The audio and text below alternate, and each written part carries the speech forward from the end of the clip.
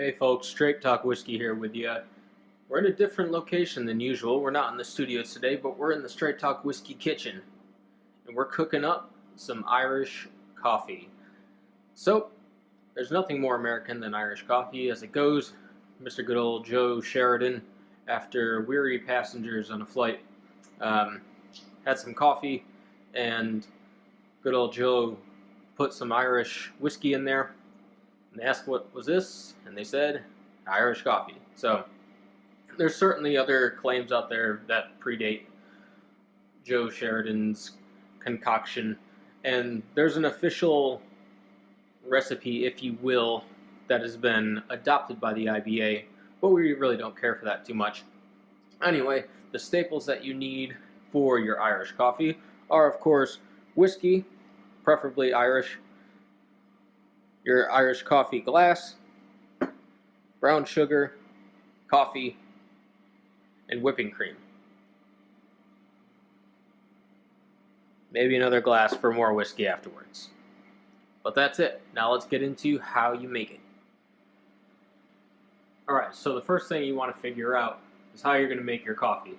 Now, you can choose any method of a million different options that are out there. You could have drip coffee, instant coffee, though we would all shame you for it, or you could use a Chemex, or as I'm using, a French press, because nothing says Irish coffee invented by Americans than the French press method of making coffee. So, anyway, just to add on to that, I'm using a Columbia Supremo from Drift Away Coffee. I'm not endorsing them. Well, I am endorsing them, but they're not endorsing me financially in any way or paying me for this advertisement. I just really come to love their monthly subscriptions of coffee. It's just my little plug. You know exactly where it's coming from. You get a little card about the farmers and the people that make it, and a little bit more about the coffee itself. But this is a nice one because it's got very dark chocolatey vanilla notes to it, which I think pair really well with the coffee. So right now I've got some water in my French press. However you make your coffee, you're going to want to make sure that the glass you hold it in is hot, because you want everything piping hot as much as possible, even your Irish coffee glass that you'll eventually mix everything into. This will be a quick little bonus for those of you who haven't made French press coffee before. So, grind up your beans, dump them on in there, and I'm doing this right as my waters come to temperature so that I'm keeping my French press hot until then.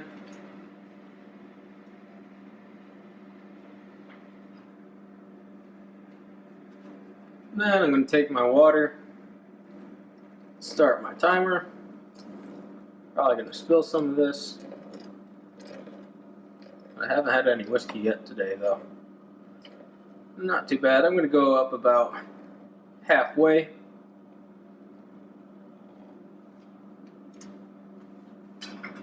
I'm going to let it sit for about a minute, or 50 seconds now.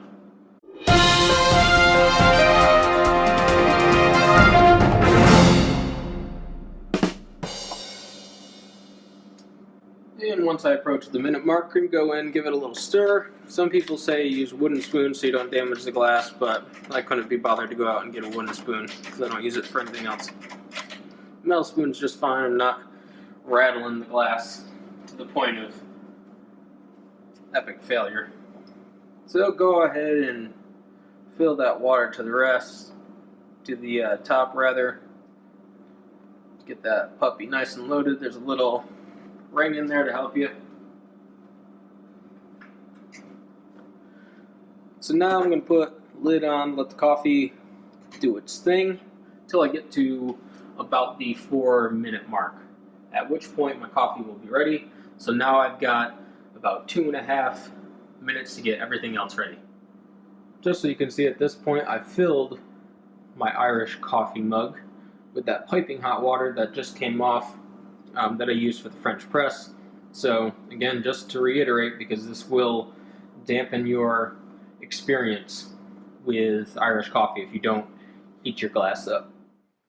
Alright, so now the coffee is ready.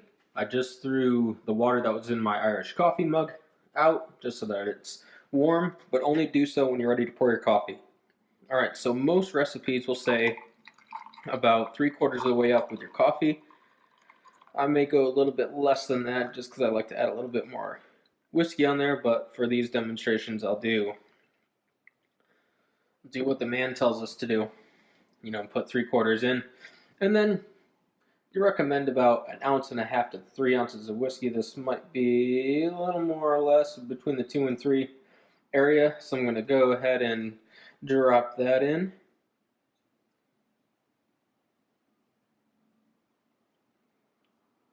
Alright, so that gets us pretty close to the top there.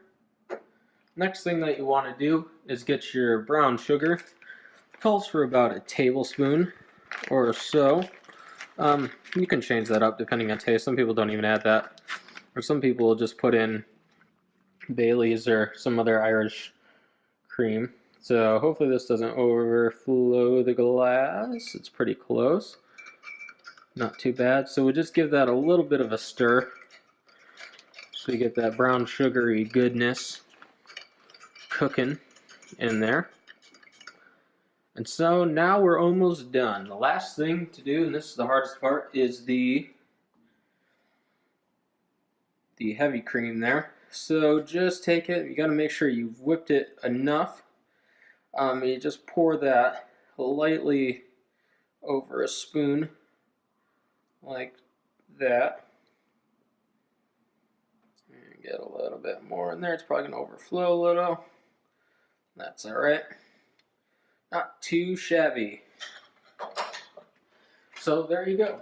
You've got your Irish coffee. You can settle in. If it's still cold where you are, you might want to pour yourself a little bit more whiskey just to take off the chill, which I will do here.